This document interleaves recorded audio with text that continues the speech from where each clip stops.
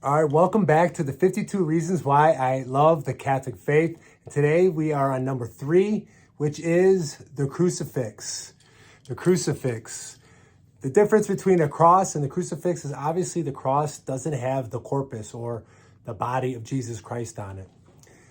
Now you may be thinking, what's the big deal? What's the difference of a cross and a crucifix, and why does it matter? As Catholics, we get accused of we're keeping Jesus on the cross, and that's very true.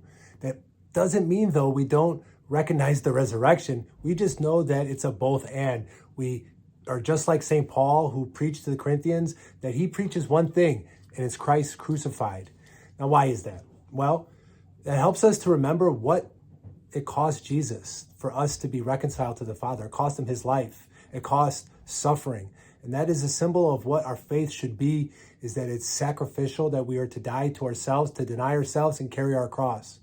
And there's a history of the crucifix in the Bible. If we go back to the Old Testament in Numbers, that the Israelites were murmuring about and complaining to God and Moses in the desert, and God sent fiery serpents, and they started to bite, and a lot of the Israelites began to die. So they repented and asked Moses to intercede for them.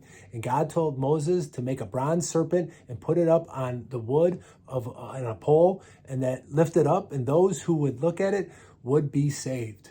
Flash forward to the New Testament when Jesus is talking to Nicodemus in the 3rd chapter of St. John. Jesus, right before the famous John 3:16, the verse right before that, Jesus tells Nicodemus that I will be lifted up just like Moses lifted up the serpent in the desert, that he would be lifted up. So the symbol of the crucifix is very important, not only in our tradition, but also in the Bible. And I know you've seen the scary movies. In every exorcist movie, a priest shows up, and what's the number one weapon he uses? He uses holy water and the mighty crucifix. But real life exorcists, before he passed, Gabriel Amorth, wrote a lot of books, and he talked about the power of the crucifix to repel Satan and the demons. Here's some cool facts about the crucifix. Have you ever seen a crucifix with a skull at the bottom and wonder what that is? That's not supposed to be Jesus. That is Adam. That Jesus was buried and crucified on the same spot where Adam was buried. Jesus is the new Adam. The crucifix wasn't the original symbol that the church used. It was the Lamb of God. We know St. John said the Lamb of God, and Jesus is the new Passover, and all throughout Revelation, he's the lamb slain before us. But they started using the crucifix in the 5th century, and it became the official symbol of Christianity in the Council of Constantinople in the year 629.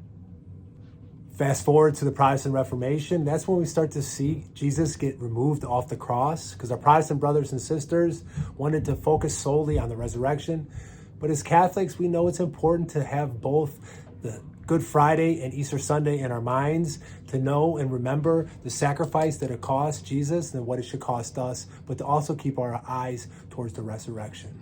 All right, so the crucifix isn't just a piece of jewelry, but it is the means to our salvation. And don't forget that this Good Friday, that we venerate the cross. It's a tradition that goes all the way back to right after the time of Jesus. And thank you for watching. Don't forget to hit the like button and subscribe so that every Friday when we release these 52 reasons why I love the Catholic faith, you'll get notified. Thank you so much, and God bless.